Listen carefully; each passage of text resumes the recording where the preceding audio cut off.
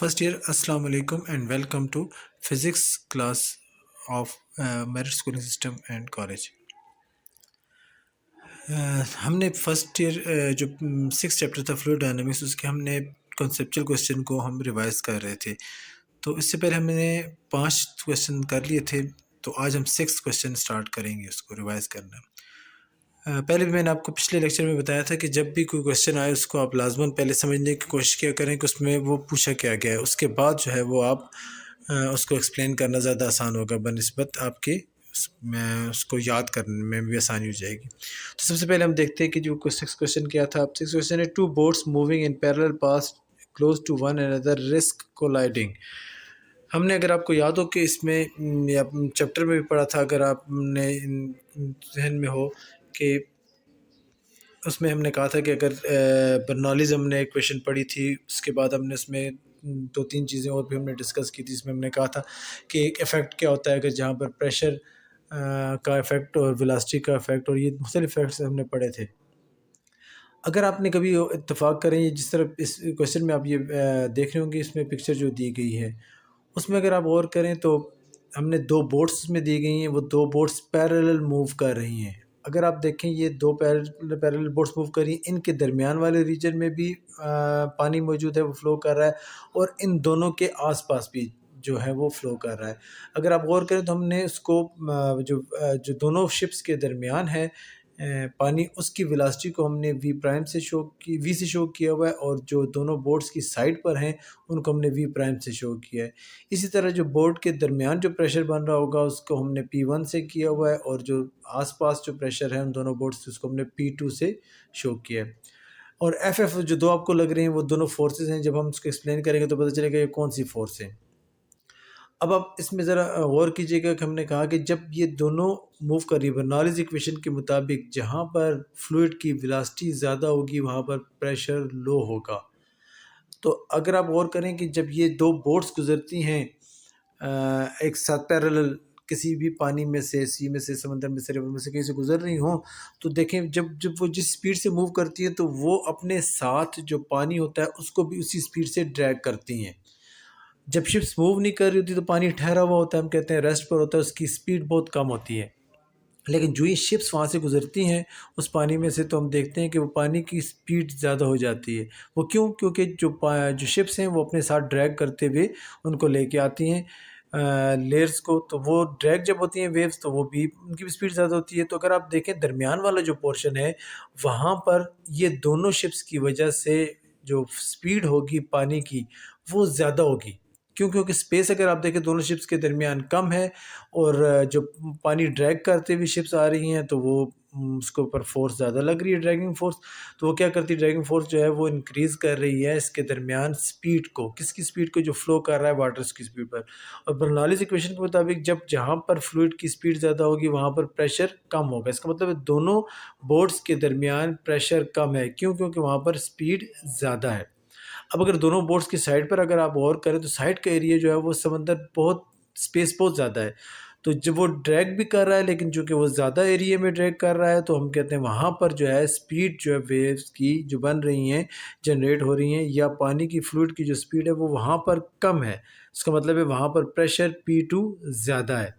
तो अगर आप गौर करें तो शिप्स की साइड्स पर, जो दोनों साइड्स हैं दोनों शिप्स की, वहाँ पर प्रेशर जो है वो ज़्यादा है, क्योंकि वहाँ पर पानी की स्पीड कम है।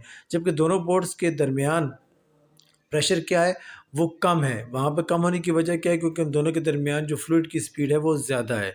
तो इसका, और जब भी हम कहते हैं कि एक फ़ोर्स, एक पुश लगती होती है from higher pressure to lower pressure, इसका मतलब है बाहर वाला जो प्रेशर है, दोनों बोट्स के बाहर जो प्रेशर है दोनों साइड्स पर, राइट और लेफ़्ट पर, पिक्चर के अगर आप देखें इसके राइट और लेफ़्ट पर देखें दोनों बोट्स के, तो प्रेशर P2 दोनों प्रेशर हैं वो ज़्यादा हैं। तो वो प्रेशर क्या करेंगे? वो हमेशा पुश करेंगे, इसको फ़ोर्स करेंगे किस तरफ? लोअर प्रेशर की तरफ। लोअर प्रेशर कहाँ है? दोनों के दरमियान में।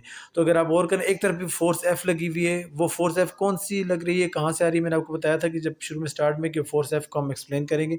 ये फ़ोर्स वो फ़ोर्स लग रही है जो P2 प्रेशर डाल रहा है P1 की तरफ, हायर प्रेशर लोअर प्रेशर की तरफ एक फ़ोर्स डाल रहा है। वो अगर देखें वो दरमियान की तरफ है, इसी तरह दोनों तरफ से देखिए फोर्स लगी हुई है उसकी, जो दोनों फोर्स लग रही हैं अगर आप और करें तो अगर ये इसी तरह फोर्स ज़्यादा इंक्रीज़ होती रही तो एक वक्त आएगा कि वो दोनों आपस में कोलाइड कर जाएंगे। इसलिए हम कहते हैं कि जब दो पैरेलल बोट्स ट्रैवल कर रही हों तो उसमें कोलाइड होने के चांसेस ज़्यादा होते हैं बनिस्बत अकेले अकेले सफ़र करते हुए। तो ये आपके पास हो जाएगा क्वेश्चन नंबर 6। अब हम देखते हैं इसका क्वेश्चन नंबर 7।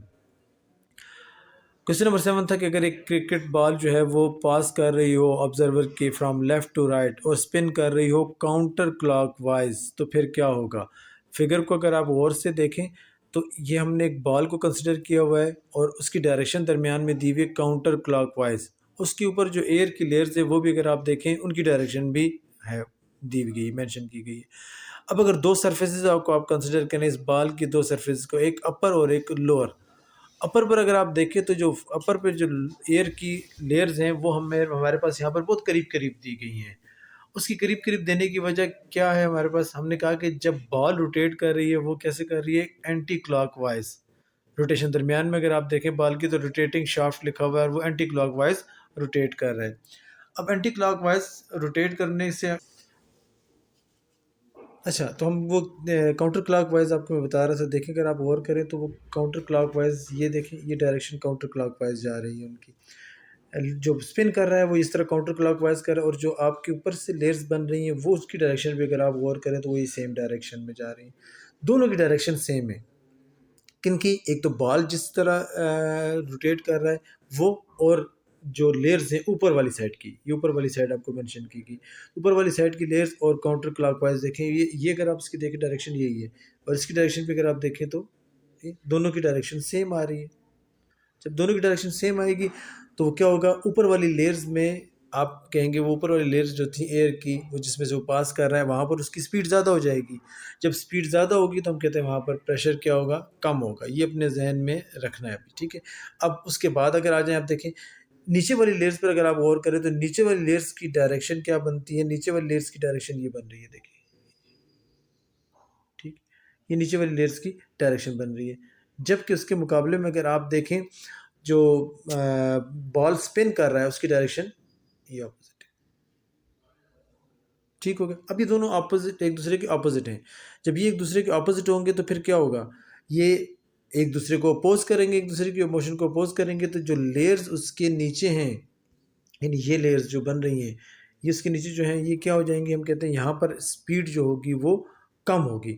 जब स्पीड यहाँ पर कम होगी तो हम क्या कहते हैं, बर्नौलीज़ इक्वेशन के मुताबिक स्पीड जहाँ पर कम होती है वहाँ पर प्रेशर ज़्यादा होता है।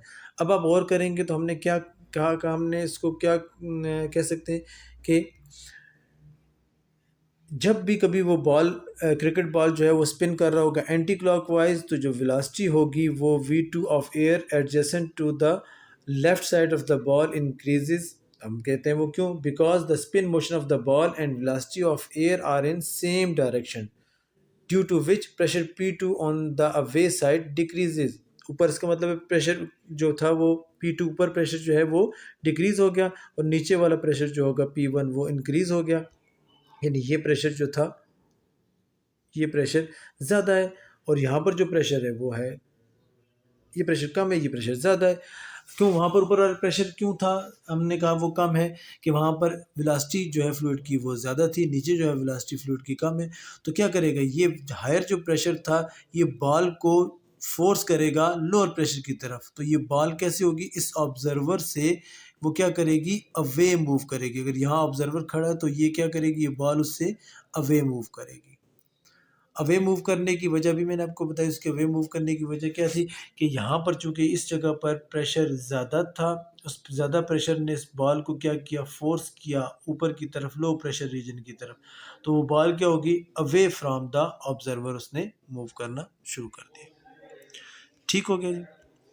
अब आ जाते हैं अगले क्वेश्चन की तरफ। अगला क्वेश्चन है, if aerofoil lift the aeroplane in upright position how do the pilots make the aeroplane fly upside down. Upright position पर मूव करता, अगर आप इसकी फिगर पे गौर करें, यहाँ पर हम देखते हैं इसकी फिगर पे, यहाँ पे आ जाए। अब हर प्लेन जो होता है वो अपसाइड डाउन मूव नहीं कर सकता। हाँ हाँ, हम कहते हैं जो एरोबेटिक, अगर आपने देखा है जो हम फ़ज़ाई हम जिसको कहते हैं करतब दिखाते होते हैं मुख्तलिफ एरोप्लेन्स, उनको अगर गौर करें या मिलिट्री के एरोप्लेन्स होते हैं वो देखिए ऊपर की तरफ सीधे ऊपर जाते हैं और उसी तरह नीचे सीधे भी आते हैं, यानी वो बिल्कुल स्ट्रेट लाइन में ऊपर की तरफ मूव कर रहे होते हैं। और जब नीचे की तरफ भी पोजीशन होती है, यानी वो अगर एरोप्लेन पर अगर आप गौर करें तो एरोप्लेन बिल्कुल सीधे ऊपर की तरफ मूव करते होते हैं और फिर उसी तरह वापसी पर वो सीधे नीचे की तरफ भी मूव करते हैं। अपराइट भी होता है और डाउन तरफ भी आ जाता है। इसका मतलब ये होगा, उन्होंने कहा कि पोजीशन कैसे बनाएंगे, अब ये क्या होगा। अगर आप इस फिगर पे गौर करें, ये जो हमने फिगर इसमें बनाई हुई है, तो जब उसको ऊपर की तरफ मूव करना चाहता है एरोप्लेन को, यानी जब जो पायलट होता है वो चाहता है कि एरोप्लेन ऊपर की तरफ मूव करे, तो वो एरोप्लेन की जो नोज़ होती है, यानी ये वाला जो रीजन होता है, जो आखिर में अगली चोंच होती है जिसको हम कहते हैं फॉरवर्ड वाली, उसको थोड़ा सा ऊपर की तरफ कर लेता है। ये अगर आप देखें उसको, ये जो यहाँ पर उसने इसको ऊपर की तरफ किया है, ठीक है। वो जब उसको ऊपर की तरफ करता है तो ये हिस्सा जो होगा वो ऊपर आने वाली लेयर्स को प्रेस करेगा। ऊपर वाली लेयर्स को प्रेस करेगा तो वहाँ पर क्या हो जाएगी, ऑलरेडी वेलोसिटी जो होगी वो, या जो स्पीड होगी फ्लूइड की एयर की, वो ज़्यादा हो जाएगी। उस ज़्यादा होने से क्या होगा कि वहाँ पर प्रेशर कम हो जाएगा, जबकि इस निचले एरिए में प्रेशर ज़्यादा हो जाएगा। यहाँ पर देखिए हमने कहा था कि जो करीब करीब लाइंस हम डालते होते हैं, जिस तरह यहाँ पर इस रीजन में करीब लाइंस हैं सारी, तो अगर इस रीजन में आप गौर करें तो ये जो फ्लूइड की लाइंस हैं वो करीब करीब दी गई हैं। वो करीब करीब लाइंस क्या शो करती हैं कि यहाँ पर स्पीड जो है वो ज़्यादा है। क्यों? क्योंकि उसने इसको ऊपर की तरफ, इसकी ये चोंच जो थी, इसने इसको ऊपर की तरफ मूव किया था। ऊपर की तरफ मूव किया तो उससे क्या हुआ कि जो प्रेशर इंक्रीज़ हुआ इन लेयर्स पर, वहाँ पर स्पीड जो होगी वो ज़्यादा होगी। जब स्पीड ज़्यादा होगी, अब ध्यान में रखिएगा ये जो रीजन था यहाँ पर स्पीड ज़्यादा है, तो यहाँ पर प्रेशर जो होगा वो क्या होगा, प्रेशर कम होगा। अब नीचे की तरफ इस रीजन पर गौर करें, इस रीजन में चूँकि एयर लेयर्स के दरमियान फासला ज़्यादा है, इसका मतलब है यहाँ पर स्पीड कम है। जब यहाँ पे स्पीड कम होगी तो हम कहते हैं यहाँ पर प्रेशर ज़्यादा होगा। अगर मैं इस प्रेशर को कहता हूँ ये है P2 और ये कहता हूँ ये है P1, तो इसका मतलब है जो P1 प्रेशर है वो ग्रेटर है देन P2। ठीक हो गया। तो फिर क्या होगा, ये P1 प्रेशर ज़्यादा है और P2 प्रेशर कम है, तो अब क्या करेगा, ये P1 प्रेशर जो होगा वो इस एरोप्लेन को P2 प्रेशर की तरफ पुश करेगा। ज़्यादा प्रेशर जो होगा एयर का, फ्लूइड का, वो फोर्स लगाएगा लोअर प्रेशर की तरफ, तो ये क्या हो जाएगा, इसकी नोज़ ऊपर की तरफ ऑलरेडी थी, तो ये क्या हो जाएगा, ऊपर की तरफ फिर फ्लाई करना शुरू कर देगा। क्योंकि प्रेशर जब ऊपर की तरफ कम था, नीचे की तरफ ज़्यादा था, ज़्यादा प्रेशर जो है वो धक्का देगा ऊपर की तरफ, तो हम कहते हैं ये अप साइड मूव करना शुरू कर देगा। ठीक हो गया जी। अब नेक्स्ट है जी अगला क्वेश्चन, अगर आप इसमें देखें तो वो बनता है जी,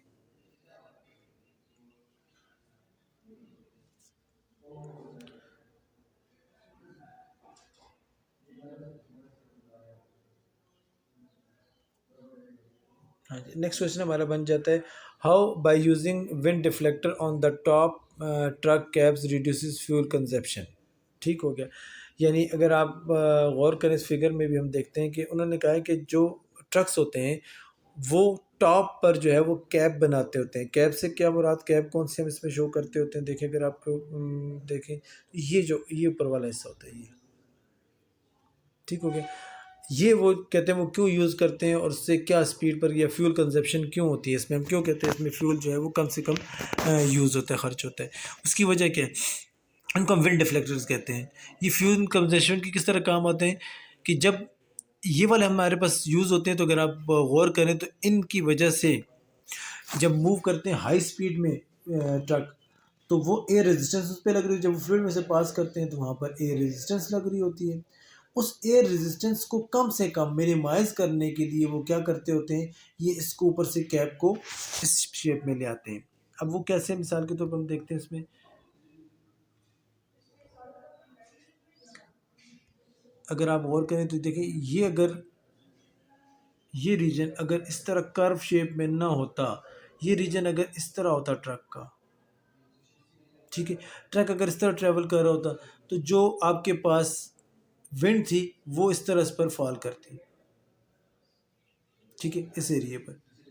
उससे क्या होता, उससे ये क्या होता है, ड्रैगिंग फोर्स इस पर ज़्यादा लगती, यानी जो उसकी ट्रक ट्रेवल कर रहा था उस पर ड्रैगिंग फोर्स ज़्यादा लगती और उसकी स्पीड कम होती और वो फ्यूल ज़्यादा खर्च करता।